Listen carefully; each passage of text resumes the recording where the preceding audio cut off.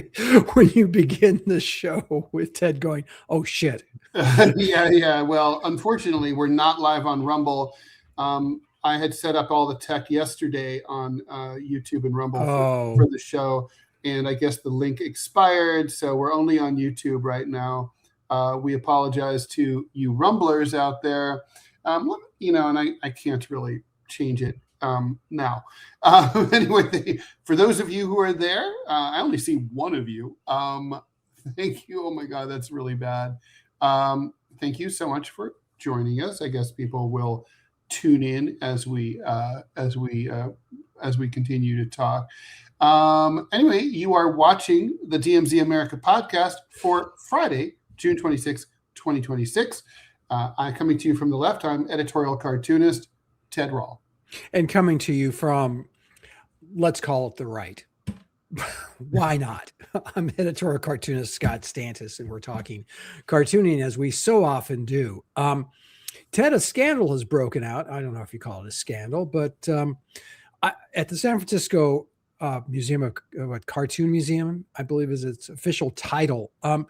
I just want to right off the bat be very forthcoming and say that they've never been a friend to Scott Stantis nor Ted Rall.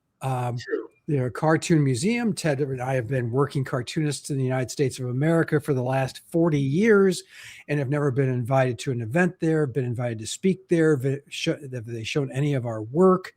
I don't know what we did, but apparently in San Francisco cartooning circles we're persona non grata, which turns out is a good thing. Because yeah, this is not unlike the fact that I lived in East Hampton for years. And every now and then I would see Diddy walking down Newtown Lane, which is the main street in East Hampton. And I knew about the white parties, and they were the hottest parties to be invited to in East Hampton. And I was always really sad that I didn't rate, and I was never invited. Now that we know a lot more about what happened at those parties, what hijinks ensued there. Yeah, it sounded interesting, but I have to say, it turned out to be better for my personal reputation not to have been attending. It's sort of like if Epstein, gee whiz, why was I never invited to those islands? Oh, thank God. So let's tell our listeners and our viewers what we're talking about, Ted. It was, oh gosh, what's his name? Shall I read the story? I think I should. Yeah, go ahead. That's probably better. I think that's the best way. All right. So the following story is from the San Francisco Chronicle. This is a national story. It's been in the New York Post, all over the place. Andrew Farago, author, historian, and curator of San Francisco's Cartoon Art Museum, was arrested June 3rd on suspicion of recording 20 people in the bathroom at a party, at a birthday party at his home in South Berkeley, California. That's across the bay from San Francisco. There were attendees, this is rough, including at least 6 children ages 3 or older. Ah! Berkeley Police Department spokesperson Brian Wright told the San Francisco Chronicle in an email. According to court documents viewed by the Berkeley Scanner, Farago co-hosted this party back on May 23rd in Berkeley. A woman at the party found Farago's phone wrapped in a towel and aimed in a direction that would record people's genitalia as they used the restroom. Oh, good God. I have to admit, I just can't imagine how you would do that. I can barely get the camera here on the DMZ America podcast to my face. Anyway, video footage on the phone shows Farago setting it up. That according to Berkeley PD. When the woman confronted Farago, "How dare you?" Police said he said that he had deleted the footage from his phone. According to the Berkeley paper, court papers said Farago then emailed his party guests and apologized, causing his actions a tremendous lapse in judgment. Quote, yeah, okay, let's call it that. We could call it that. "I hid my phone in our bathroom for the purpose of spying on our guests, my closest friends in the world. I had never done anything like that before, and I don't know what possessed me to do it." Farago, I think we know. The police spokesperson said they launched an investigation obtained a search warrant and an arrest warrant for him on May 27th. On June 20th, 6 days ago, they searched his house, seized his electronic devices. His arrest warrant included 20 counts of secretly recording someone who is undressed or in their undergarments without their consent.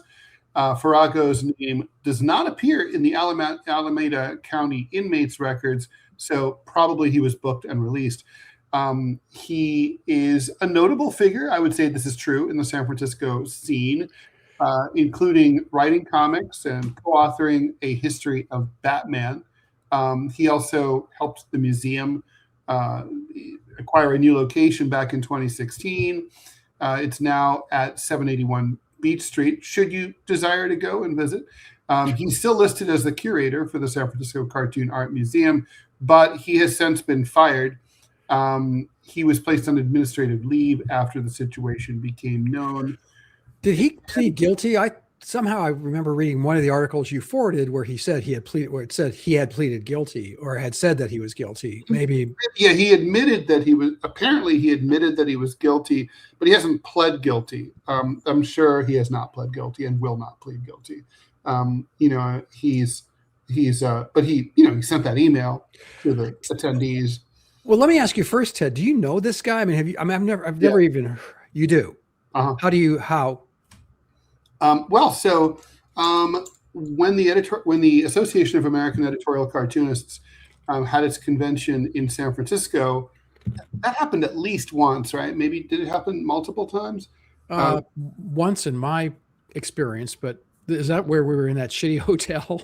Yeah, that's when we were in the shitty hotel. And I'm not sure if it was during the convention that you and I were both at, but one of the events for the, some evenings, there's various cultural institutions will throw a little wine party for us.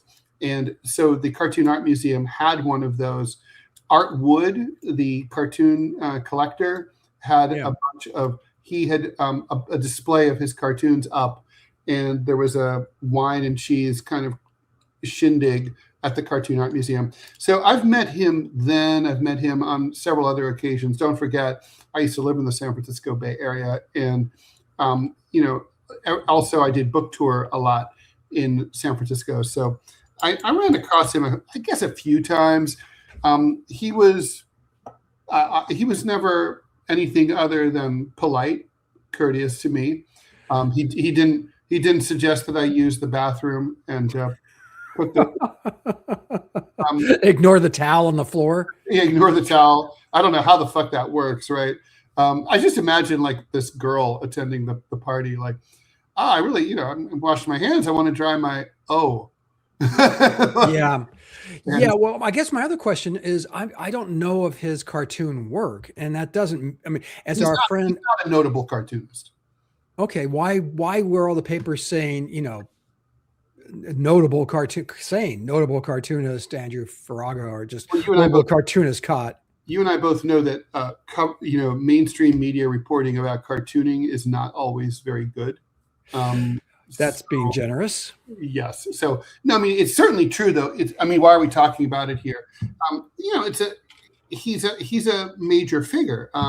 This is this guy. He was the curator at, there's only a few cartoon art museums in the country. There used to be one in New York called MoCA.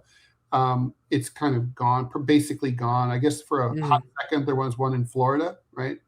Mort Walker tried to set one up there. But there was one in Pittsburgh. Yeah, that one. Yeah. I'm trying to think of. There had to have been others. I know that there are some in England, some in the Australia. One in Australia that, again, kind of went the same way, although not quite the same way. Their curator wasn't arrested for Upskirt. But this led me to start to think, Ted, about some of the scandals in cartooning over the years, and there have been several of them. Cartoonists are, like everybody else, they're going to have, there's going to be a percentage of them that are just weird.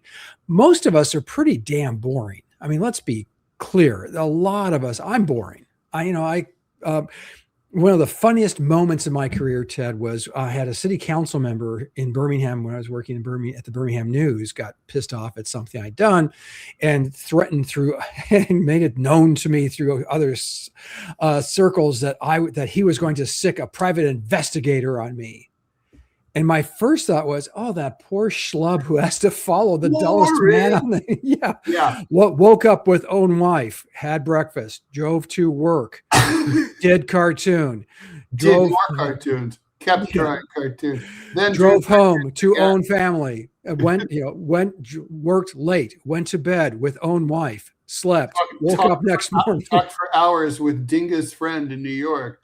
Yeah, I mean, it was just I had to laugh because in the book, and I'm going to get the title completely and utterly wrong, but it's something like "Brilliant, Drunk, Stone, Dead," which was an overview of the years of the National Lampoon and the various editors and writers and cartoonists who went through those doors, and all the writers are just bad shit. Crazy. I mean, they were doing, lines of coke off of their typewriters and, just shooting up and having, underage prostitutes under their desk during staff meetings and all the profiles of the cartoonists, Gahan Wilson and what was his name? Sam Gross. I mean, these guys were just like, yeah, they kind of lived in Connecticut.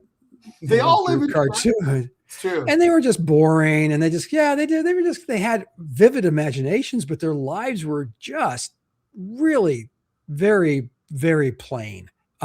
Because to those of you who aren't cartoonists out there, the work really entails at least 2 hours a day of you sitting at a drawing board, maybe listening to music, maybe listening to a podcast, but that's about as exciting as it gets.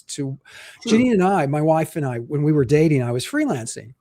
And we joke now, but it's true. And this is true, Ted, that most of our dating consisted of her sitting on a couch in my studio and looking at my back because I had a deadline that was due early the next morning and I had to get the damn thing done. So when I hear stories like this, with the curator and the cartoonist, I guess he's a cartoonist, Andy Farago. He's primarily, he's notable for being a curator. Right. Okay. Yeah, like I said, but most of the stories, as you mentioned, they cover cartooning and don't really quite understand what that means even. But I sent Ted a list of some of the other scandals, and this was just off the top of my head. Al Capp, how can I put this gently? Explain who Al Capp was. Al Capp was probably the under 100 crowd. He did Lil Abner, which was a massively, and when I say massively popular comic strip, that does not do it justice. It was made into movies, plays, every piece of merchandise you can possibly think of. Al Capp was a multi-millionaire back when that really meant something. But he was also, how can I put this, Ted, a little rapey. And it got a lot worse as he got older, and it eventually destroyed his career. Contemporary, we have Darrin Bell, cartoonist, Pulitzer Prize winning editorial cartoonist, comic strip artist, has been charged with, not convicted, producing and possessing child pornography. Ben Sargent, former editorial cartoonist for the Austin American-Statesman, was arrested for indecent exposure at a porn shop. Mike Lester has editorial cartoonist arrested for domestic violence. And there's a lot more through the years. I wrote down here the artist for Superman. They did a very interesting collection many years ago that because he and his partner sold the rights to Superman to DC Comics for $150. Once again, proving that cartoonists are idiots when it comes to math. But to make ends meet, he actually illustrated several S&M comic books. Have you ever seen these? No. It's just, go ahead. I'm not sure what ads you'll have for the next 10 days, but go ahead and Google it because it's really weird because you and I are both familiar with cartoons and cartoon history. And we've seen the classic Superman, the very first one. Well, think of Superman being tied down and whipped by Lois Lane. That's exactly what this art looks like. Wow. He did not sign it. Weird. His name, but it's so obviously his. There are other scandals, and Ted and I were also going to discuss some cartoonists, and we're keep their anonymity, who behaving badly. Mhm. And it's just, so you have to ask yourself, is there a strain of self-destruction in our field as artists, as people who spend, like I said, a lot of time on our alone? Your brain tends to wander. You have needs and wants and desires, and sometimes you act on those, even though they're incredibly unhealthy. But I'm trying to think: do you think these stories I just enumerated, and you and I know there are several dozens more? Do you think that that's indicative of cartooning and cartoonists? Because when we go to conventions, there's some debauched behavior. I don't know if it's really as far. I mean, it's madman behavior. Let's go with that. It's very testosterone-y. There's probably never been a higher percentage of women in those conventions, but it's still very low, right? I mean, I would say it's fair to say that there's rarely been more than 5% female attendance. Yeah. So it's a lot of, it's broy. It's not broy in like a frat bro kind of way, but it's masculine and hyper, and it's a lot of guys, and there's a lot of alcohol, and shit can happen. I mean, I went to one convention. Well, I'll just say where it was. It was the one in Phoenix, Arizona. We were staying in a resort that was, memory serves, like not quite in the center of town, but sort of in the mountains, like in the foothills, and you could look down and see the city. It was a great convention in that, like, it had everything that Ted Rall wants. It had a swim up, all you could drink dollar margarita bar. Oh my God.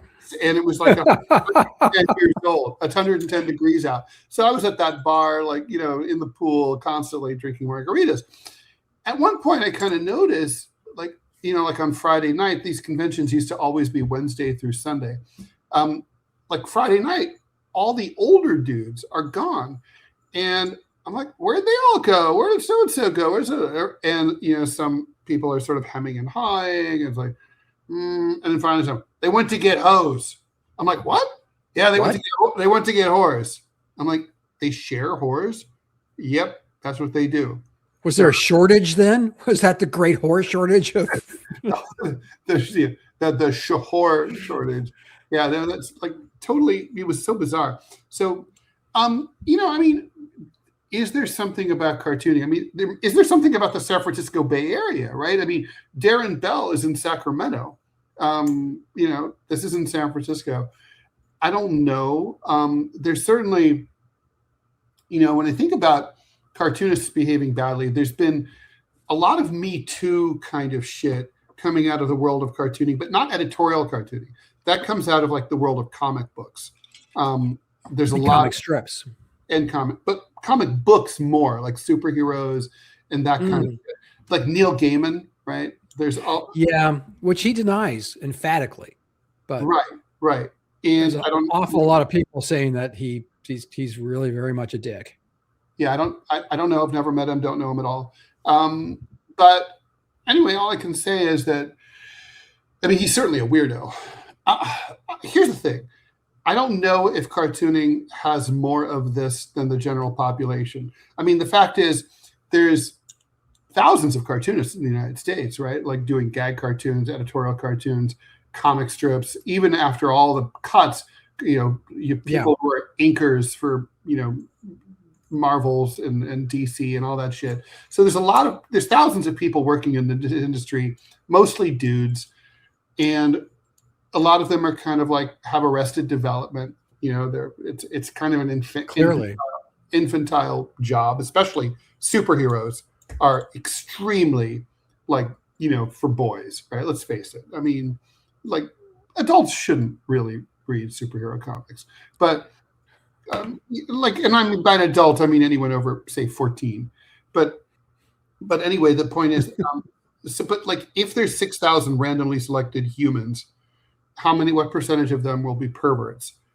I don't know, but I don't know if cartooning is more or less than that number. But what is true is that we're not a very well socialized group, right? I mean, we're people who we chose a profession and we were able to do this profession despite the fact that it doesn't give us a lot of human interaction. So I wonder if when we get a chance at human interaction, we're not always doing it in an appropriate way. And we're not like well socialized. A lot of us come out of, I mean, the thing is, you and I have talked about this, and we're not going to name any names here, but you and I both know a lot, and we're two of them, a lot of people who grew up with abusive parents. Yes. Yeah. And like in cartooning, there's a lot of us like that. And like, I know for me, cartooning was a refuge for me. It was like, it's a safe place. Just me and my and my pen and my paper. In control. You had a level of control you did not have in your life. Exactly. And so I wonder if that's really what's going on, is that a lot of cartoonists, they can do the job and they get into the job because they come from a fucked up background. And because they come from a fucked up background, they have weird sexual proclivities. Oh, I think that's absolutely. I think you nailed the nail on the head. Absolutely here. A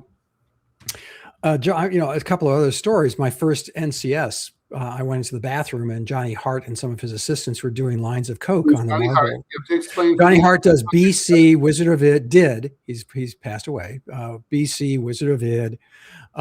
Big Christian. Well, he converted. He found the error of his ways and stopped doing cocaine in men's bathrooms and started switched over to the ladies' room, as all of us should, or the family changing room. But here's one I dug up during the research for the show this morning. Ted, I had never heard of this story. Had you? A guy named Dwayne Tinsley. He was a cartoonist for Hustler. This will not surprise you in the least. He did a comic strip, and I'm not kidding, called Chester the Molester, because apparently that was I remember that comic strip. Do you? I don't. I do. Yeah, I read Hustler. He was arrested in 1989 after being accused of his 18-year-old daughter, Allison, of molesting her since she was 13. I'm just reading the story now. I'll read you the story rather. Further, according to court records, he allegedly told his coworkers, "You can't write about this stuff all the time if you don't experience it." Well, I could probably write and or draw about a murderer without murdering someone. I think. I think I can draw about war without starting one. Tinsley was found guilty of 5 counts of child molestation. He was convicted on January 5th, 1990, and was sentenced to 6 years in prison. During his incarceration, he briefly continued dispatching strips to Hustler from his cell to be edited by a guy named Edward Connell. Tinsley's conviction was overturned in 1992 when an appeals court ruled that the jury should not have based the conviction on his strip. I don't know, Ted, if you're being charged with molesting a child and you produce a strip called Chester the Molester, I think that's the judge is that the appellate decision is correct. You should not be. Okay, I think that's part of. I think if you wanted to build a case that this guy had a proclivity towards this. When the novelist Upton Sinclair ran for governor of California, correct me if I'm wrong, I think this was in the 30s. He was a prolific author, most famously for The Jungle, and his political opponents dragged up like quotes from his novels and stuffed them into his mouth and said, Upton Sinclair says such and such. It's like, Upton Sinclair didn't say that. Upton Sinclair's characters said that. I don't know if you've had this. I've had this come up a million times. Ted Rall says blah, blah, blah, blah. No, the character that Ted Rall drew in a cartoon said that. That's not the same thing at all. You shouldn't be held responsible for that. Well, they overturned it on First Amendment grounds. The prosecutor in the case ultimately decided not to retry him after he served 23 months. Yeah, that seems fair enough. No, not fair enough. He should have served the 6 years. Well, Larry Flint claims he did not ask Tinsley about the conviction and defended him. He died of a heart attack in 2000, aged 54. The author of Joe Palooka, a comic strip about a boxer back in the 30s and 40s and 50s, brought on Al Capp as an assistant, and Al Capp did some really good work for him. Al Capp then took some of those characters and turned them into, as I mentioned earlier, Little Abner, which was a massive hit, Well, the creative Joe Palooka, whose name escapes me right now, did everything he could, cut and pasted to say that Al Capp and Little Abner was a pornographic strip. He was slipping in subliminal messages about all sorts of sexual innuendo. Turns out none of that was true at the time. The guy was kind of on the right track, just not in the right way. He got thrown out of cartooning. He got kicked out of the NCS, the National Cartoonist Society. The author of Joe Palooka, for doing this. So yeah, you can be wrongly charged with stuff. And again, we get weird. And I think you're right. I think that somehow, if you look at the story of many cartoonists, it all seems to be that we're damaged. We all come from weird, broken families. And part of the compensation we use to try to make ourselves better is to be and that's where cartooning came in and became a salve. Can I move this conversation someplace a little deeper, Ted? Because I don't know that I've ever talked to you about this. Yeah, for sure. And by the way, I do want to just sort of put a pin in this discussion about, I'd like to ask you, is it appropriate that he was fired by the Cartoon Art Museum? The thing is, he's not convicted. We live in a culture where you are innocent until proven guilty. Well, we don't live in a culture, but we live in a legal system. Right. I'm sorry. Yes. A legal system where he's not guilty. So no, he should not have been fired. Maybe a leave of absence. I would have, that may be appropriate. The fact that he, kind of fessed up and sent out, it seems to be a confession. He used his position, right? Yes. Yeah. Absolutely. Well, that's how he had the party and had, it's a cartoon party. Bring the kids.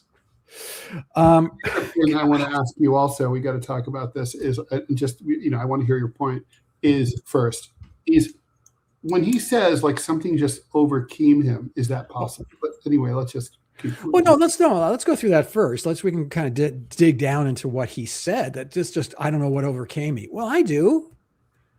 Sir, you have a problem, and you have I don't have a problem with people with different sexual views, sexual mores, sexual practices than myself. Where I draw a line is if it has to be consensual. If you and your partner want to bring in, 2 or 3 other people, okay. If everyone is on the same page and there's no coercion, yeah, okay. That's not my cup of tea, but there you go. A lot of things aren't my cup of tea, which are just fine if but this wasn't consensual. This was a guy clandestinely setting up a camera to do something that I think most of us would say that's disgusting by almost any measure. And weird as shit. Although it's not apparently that unusual to be. Didn't James Brown? Voyeurism is not my thing, but apparently it's very, very common to be. Well, add the bathroom element, and I'm just thinking, I can't think of anything less sexy in my mind than someone going to the bathroom. It's just I really can't. But James Brown was caught doing that, was he not? If I'm not mistaken, I believe he was. And the hardest working man in show business. Yeah, apparently, and it's just so. Yeah, something came over me. Yeah, well, the reason you didn't act on it before you were 54 was because you knew it was gross and stupid. And, some of those things should be put aside perhaps, or you should find some help. There's counseling all over the place. This dude is married to a cute cartoonist in her. Oh, who? Do we know her?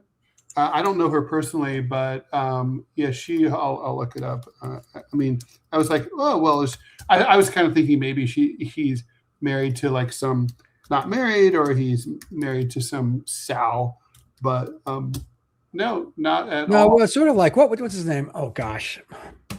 4 Weddings and a Funeral. Grant. Shannon K. Garrity. Name doesn't ring a bell, but she's a cartoonist? She is a cartoonist. Yeah, she is the cartoonist of Narbonic, Skin Horse, and Willow Weep Manor. So, kind of like twee, the kind of shit that's at Small Press Expo. Oh, okay. All right. Well, I'm sorry for her. I mean, this has got to be devastating as well. Son, which is also very sad. Oh, good Lord. Yeah. No, that's it's Okay. I hate to say this, right? I mentioned that he co-wrote a book about Batman. So his son is named Robin. golly, Cape Crusader. Yeah, so I guess I won't make any jokes about how he probably should have left his utility belt at home, but I mean, we're giggling and we're laughing because that's how cartoonists respond to uncomfortable stuff. Pow, Zacco. So, I mean, this leads into a bigger question, I mean, one that I ask people, and no one's really come up with an answer, Ted. I know that you will, because you're that kind of guy. The pressure's on. No. I don't mean it like that. I really don't. I'm just saying that it's an uncomfortable question. But so many authors, so many artists were terrible. I mean, Picasso was a wretched human being, very rapey, very, very just. And weird, right? Like he was obsessed with bodily fluids. Oh, was he? Yeah. Oh, good Lord. Okay, that's another thing. But, again. Filters, earwax, like everything. Oh, my God. Yeah. Okay, well, I guess you can sculpt with it. Maybe. But the question I'm about to ask, and I would challenge our viewers and listeners to ask themselves the same question: does the artist's behavior negate the work? The fact that the creator of Superman also did S&M stuff. The fact that the cartoonists I mentioned have done pretty ugly behavior. Or Dr. Seuss did racist cartoons or whatever. Well, did he? Yeah, anti-Japanese ones during World War II. Oh my God, Ted! I was on a panel. Do you know Arthur Szyk, the artist? Polish Jewish artist, was strongly influenced by illuminated pages of all things. Very Christian thing. But so he kind of used that and translated it into Jewish themes, and it's just gorgeous. But he was also an editorial cartoonist, and the work is like crazy beautiful. I mean, the guy's was a remarkable artist. But he would do editorial cartoons during World War II, not surprisingly, very strongly anti-Axis. But he would draw Himmler and Goebbels and Hitler and all those guys. He caricatured them. He caricatured Mussolini. And then when he showed the Japanese, it was always a bucktooth, thick-glassed. And on the panel, it was one of those record scratch moments because the whole panel said he was a great, what a great illustrator, what a great point, was actually doing anti-Hitler stuff when a lot of the people in the West were going, he's okay, did anti-Vichy stuff. He did actually anti-Pétain. Am I pronouncing that right? Pétain. And did work like that when the United States actually recognized Vichy. And they were right. He was, but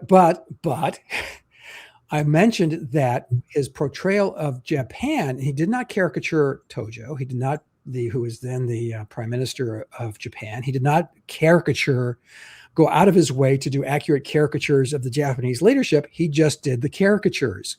And I said, this is probably, and this is where the record scratch part comes in for Scott. I said, this is very similar to the editorial cartoons that ran in Nazi Germany depicting Jews. True. And there was like, wait, but he was Jewish. I go, yeah. And you can have a blind spot. You can say, and so you said racist. Dr. Seuss portrayed the Japanese leadership. And there were high profile leaders in Japan who they could have portrayed.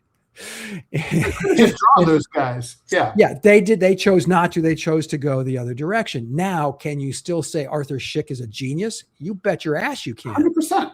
Can you say that Dr. Seuss? Yes, absolutely.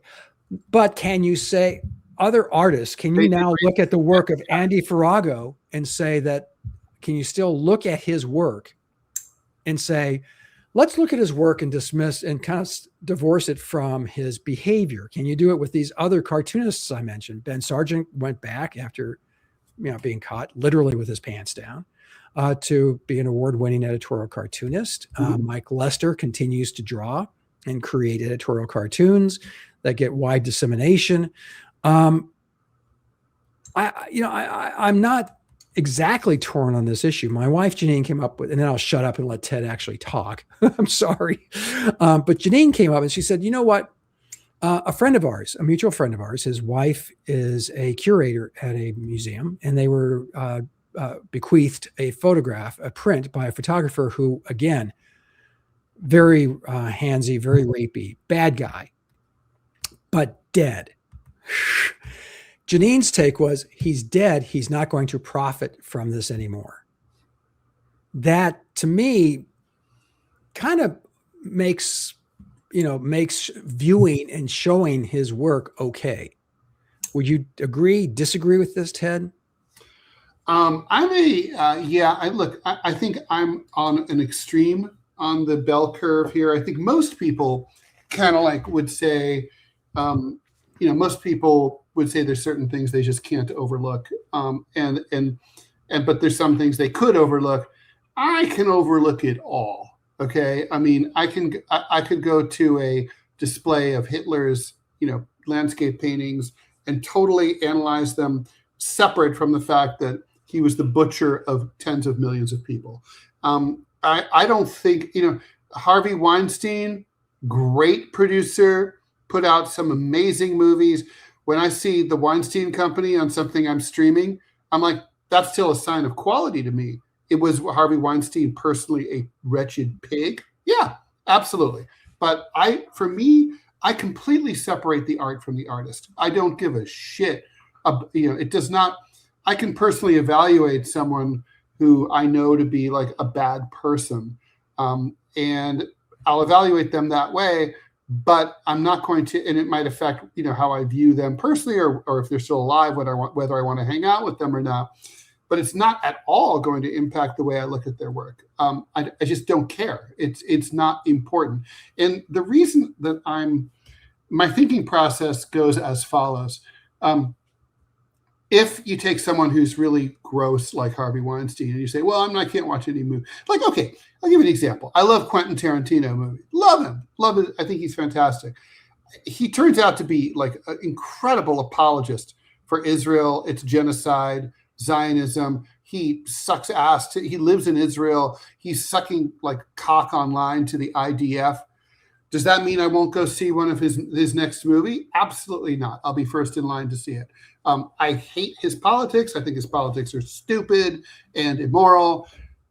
Is he? Is Clint Eastwood a fucking moron for his like chair routine at the GOP convention? Yeah. Is he also one of the best directors and actors of our time? Also, yeah, and would go see him. James Wood, great actor. Reprehensible politics, gross right-wing asshole, MAGA, like loves to suck MAGA cock. I don't care. I think James Woods is a great actor. So to me, it's like if someone. So I guess the thing is, if you start to judge people and their art and say, I will not read this book because its author did this or that that's bad, then the question is, how much bad? Because nobody's perfect, right? So it's like, did they cheat on their taxes? Oh, I can let that go. Oh, did they rape their daughter? Oh, that I can't let go. Okay, well, they didn't rape their daughter. They did 3 DUIs. I don't know. That's kind of on the, I had a friend, I lost a friend to a drunk driver. That kind of pisses me off. 3's too many. What if it's just 1 and he didn't do it again? I mean, you just start to go down that path and it's like, I'm not God. I'm not God. And like, if we start to like, say, okay, we're only going to get into, we're only going to be able to enjoy a film or any other kind of cultural product if it's produced by someone whose morality is unimpeachable. We are literally not going to be able to fucking see or consume anything because nobody's behavior is completely unimpeachable. I mean, I have problems with the Dalai Lama. It's like, who the fuck, who could rise to that standard? So since I can't draw that line and nobody can, I think it's stupid. And I just punt on the whole thing. And I just say like, fuck it. There's art and there's the person who created it. I can look at people who I personally have reason to personally despise. I hate Gavin Newsom. He fucked me personally. I think he's a corrupt piece of shit. Is he a pretty talented politician? Is his whole, I can still nevertheless say, his ex persona, like making trolling Trump, is kind of brilliant. And that's kind of like well done. I mean, I can separate, you and I from conversations, you and I know I can separate those things. It's like I can, objectively say for Austin Butner, it really sucks that his daughter died. That really blows. Do I wish he had died? Yes. So, not his daughter. So, I mean, yeah. How about you, Scott? Where do you come down on that? I think I like Janine's take on this issue, but I think it's impractical when it comes to popular culture because the people are still alive. And so Yeah. Well, and like the cartoonists I mentioned, but also, there's actors, directors, writers whose views are repulsive or whose actions have been grotesque. I hate that one of my favorite movies of the last few decades is Midnight in Paris by Woody Allen, who I think is a groomer and a terrible wretched human being, but it's a great movie. He's a great director. Can I separate, one from? Well, of course, at the end of the movie, the main character falls for a girl who looks like she's 16. So there's that. But the meat of the movie, it seems all very age appropriate, which is nice. Can you see a Woody Allen film? It still makes me uneasy that he produced this film, that he directed and wrote this film, but I still watch it and it's still fantastic. John Lennon was a dick. Doesn't stop me from enjoying the Beatles. He was. I'm learning more about his personal. He was not a nice guy. No, he was a bad person.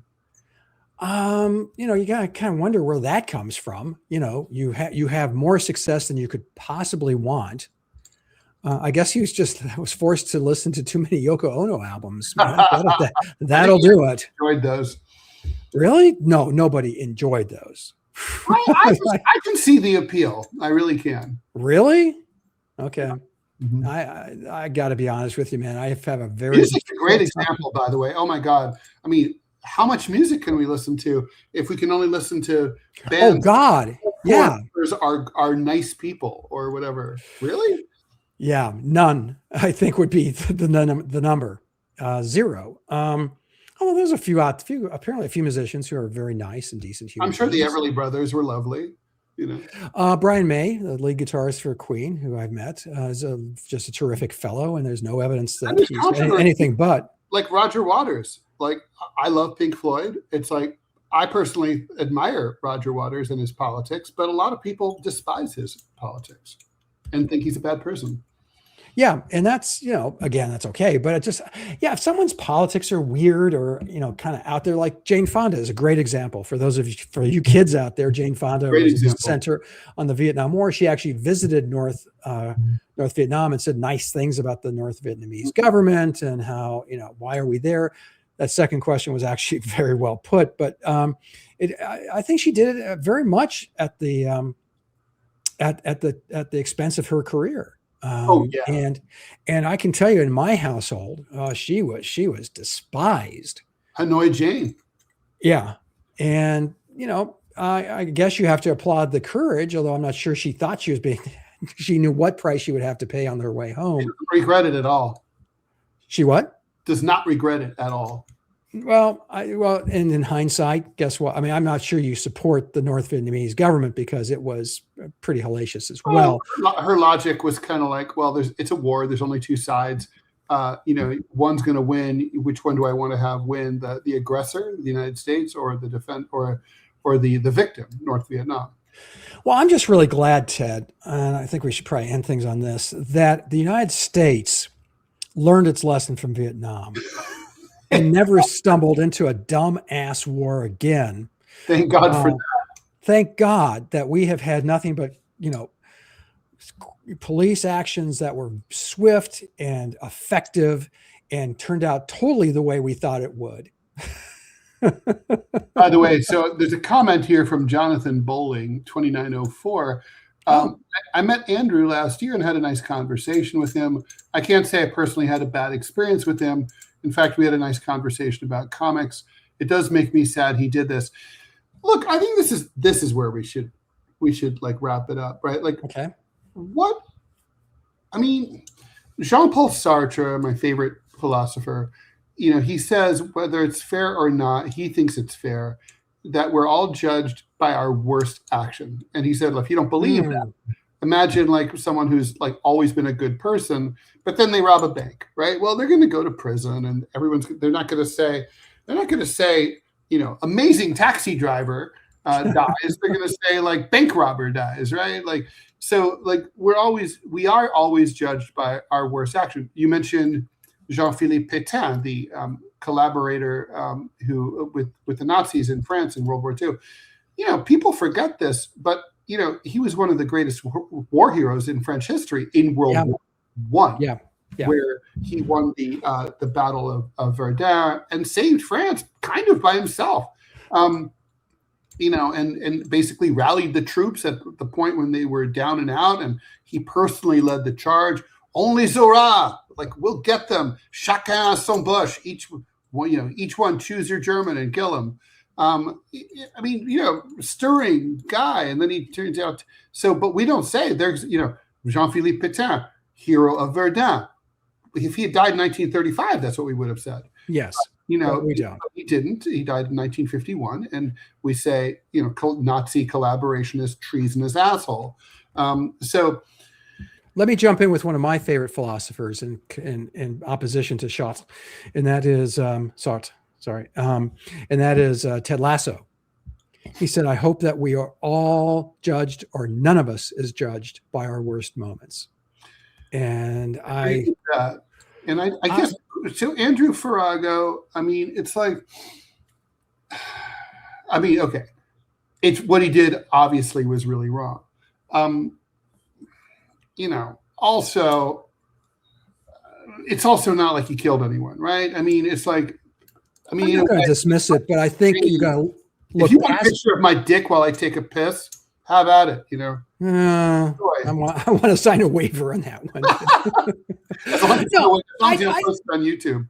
I do think that no, he did something wrong. Listen, here's the thing. Especially if your life be over because of that. I don't think so.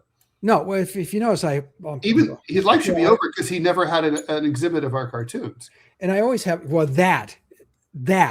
that's the true crime. That's why I said at the beginning of this podcast, I want full disclosure. He has never reached out to me. He's never reached out to Ted. No, he doesn't give a shit about our work. No, it's weird. But I just mentioned that I'm pointing out the cross to say that forgiveness is also a big part of our culture, or at least it used to be, and should be. And by turns, he should not have lost his job. He maybe because he wasn't convicted of anything. Darrin Bell lost his comic strip, his syndication, everything. Darrin Bell is still not convicted of anything. Not convicted of anything yet. Now, to be innocent. And is the evidence, you're not the jury, you're not the judge. So we have to go forward for that stuff. But I agree. Fuck you, Cartoon Art Museum. You guys are assholes. You fucking cut and run. Yeah. You should. It wasn't your business. It wasn't your place. The question is, also fire him because he's a bad employee. Do that. Yeah, and also say, listen, we're not going to let him go. Why aren't you firing him? Because he's not convicted. He hasn't done anything. As far in the eyes of the law, he has not done anything. Correct. Wrong. That's right. That's pretty easy. And that's what I wish. And that's honestly, even if he allegedly admitted it, that's still not a conviction. No, and he can say that was under duress. It was on. There's a lot of. Then he's convicted. Yeah, of course. But that's where we stand. So. Okay, I don't have a song for this. I don't know. No, I'm not singing today. It's not worth it. Andrew, if you're watching this, seriously, if you ever do see this, I hope you come out of this sooner rather than later, and that you get the help that you need. And I wish you all the best. I also, and for the people who felt victimized by this as well. Because that would be very disturbing, and I don't want to say if you find out you find that you've been secretly photographed while you're into the bathroom, especially if you're a woman, that's horrible. So that can't be glossed over. Yeah. All right. Okay. Well put, Ted. Thank you. First time for everything. All right. Bye, everyone. I'll see you next week, Thursday. Bye. Peace.